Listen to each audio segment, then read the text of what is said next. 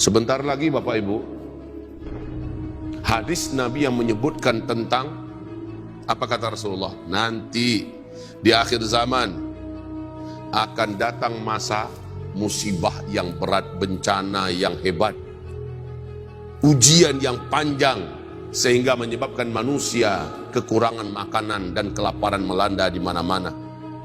Dan ini akan berakibat tetangga akan tega memaksa tetangganya yang lain menyerahkan makanannya sampai membunuh tetangganya itu demi sepotong roti makanan.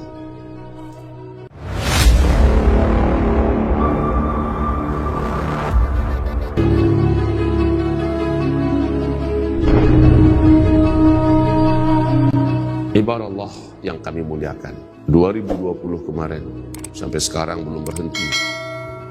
Hiruk pikuk kegaduhan yang ditimbulkan oleh COVID-19 sampai sekarang 200 negara lebih terimbas, dan ini bukan lagi pandemi, bukan lagi epidemi, tetapi sudah menjadi pandemi global. Hancur kehidupan, hancur sendi-sendi ekonomi, ya, seluruhnya ibarat Allah yang memuliakan terasa sangat berat sampai hari ini. Tetapi manusia nggak kunjung sadar.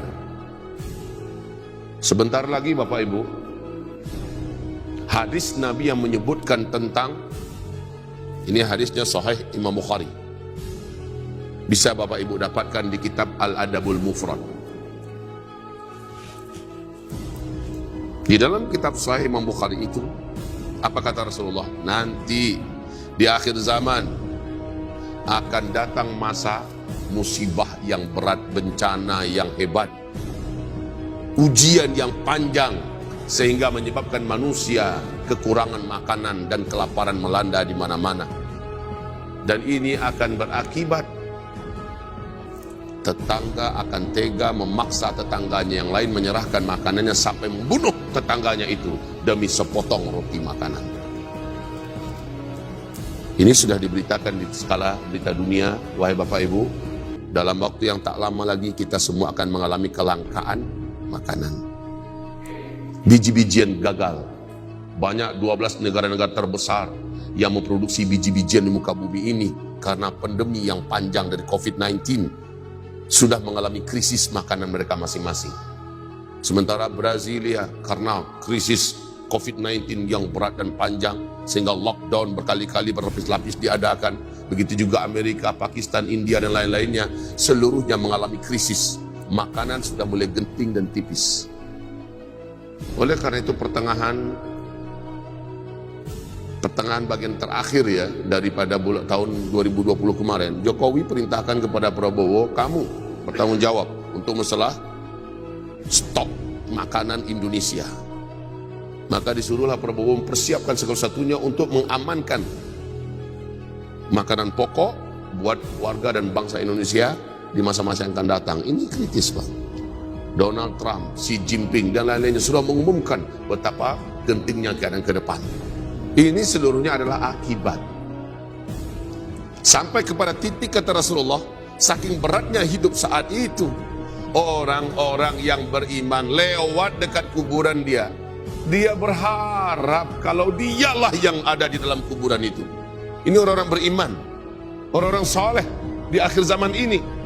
Sebentar lagi akan berharap kalau dia yang ada di dalam kuburan. Terasa berat betul hidup di atas daratan. Tapi karena ada iman, ada ilmu, takkan berani dia bunuh diri. Takkan mau dia melakukan kebodohan yang paling konyol itu. Cuma hidup terasa berat. Wahai Bapak, Ibu yang kami muliakan, benar saja 2018 bulan Agustus, saya dan istri yang tercinta diberi oleh Allah rezeki kami ke Masjidil Aqsa membawa 95 orang jamaah. Di samping mewujudkan cita-cita lama yang kami doakan kepada Allah, yaitu berkunjung ke Masjidil Aqsa di Baitul Maqdis kita, kami berniat untuk menelusuri hadis Nabi Muhammad sallallahu alaihi wasallam, hadis sahih riwayat Imam Muslim Hadis ini dikenal dengan sebutan oleh para alim ulama ahli hadis dengan sebutan hadis al-jassasah. Hadis ini diceritakan oleh Fatimah binti Qais. Lakon dalam cerita ini adalah Rasulullah dan Tamim ad-Dari. Di situ diceritakan Dajjal sedang terikat dengan belenggu yang sangat berat dan besar, belenggu dari rantai yang berat dan besar. Kakinya, tangannya, lehernya tergeletak di lantai di sebuah kuil tua di tengah pulau laut Yaman.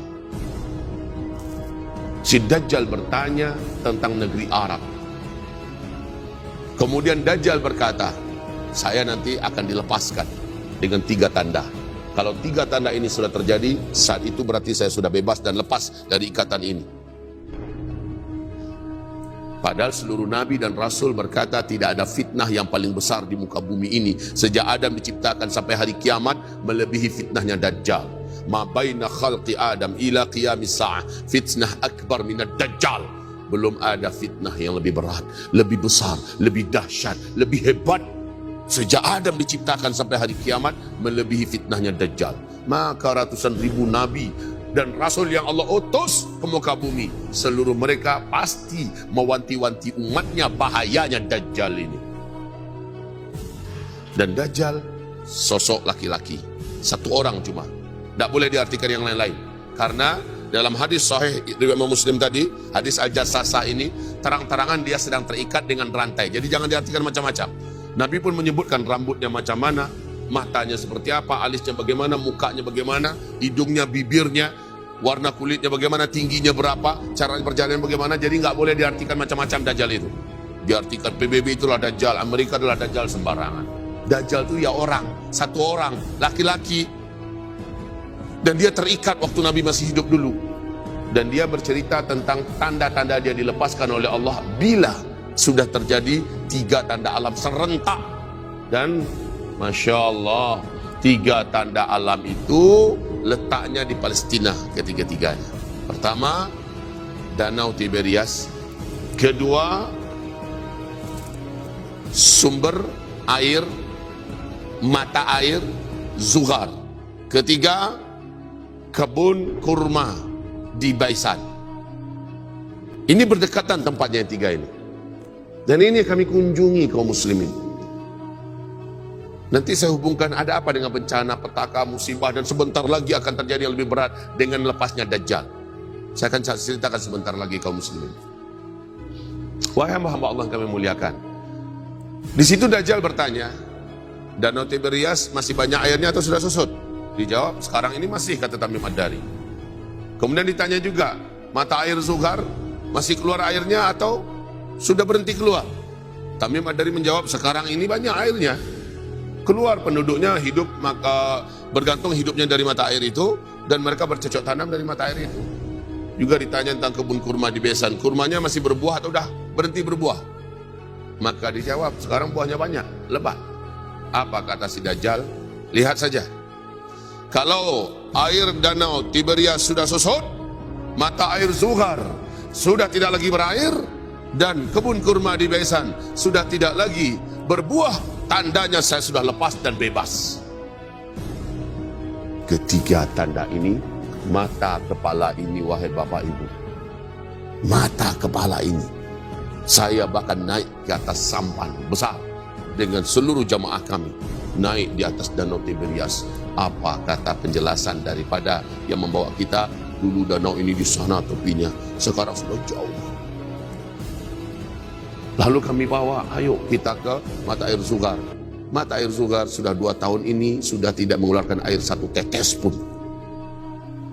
Kemudian kami sengaja pakai bus lewat di kebun kurma Baisan. Buahnya pada rusak, pohon-pohonnya pada rusak. Apa ini kaum muslim?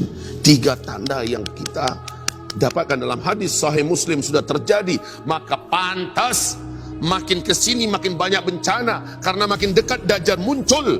Jadi jarak antara dia dilepaskan rantai-rantainya, belenggunya itu, dengan dia muncul ke tengah manusia, ada rentang waktu. Jarak makin dekat dia muncul, semakin banyak bencana yang menimpa dan terjadi di muka bumi ini. Makanya kata Rasulullah, tidak ada fitnah yang lebih besar melebihi fitnah munculnya Dajjal. Belum lagi Dajjalnya hadir, baru akan muncul hawa negatif yang dibawa oleh kehadiran Dajjal ini, menyebabkan banyak kejadian-kejadian yang paling buruk terjadi di muka bumi.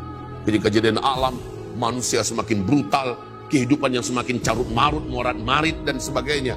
Wahai hamba-hamba Allah, maka Nabi mengatakan, isbiru fa innahu la ya'ti 'ala an-nasi zaman illa alladhi ba'dahu syarrun minhu hatta talqaw rabbakum. Nanti akan datang pada kalian zaman, di ujung zaman dari kehidupan dunia ini, orang yang hidup pada masa itu akan melihat hari-harinya terasa sangat berat, lebih berat daripada yang telah dilaluinya. Dan hari-hari yang akan didatanginya lebih berat daripada hari yang sedang dijalaninya.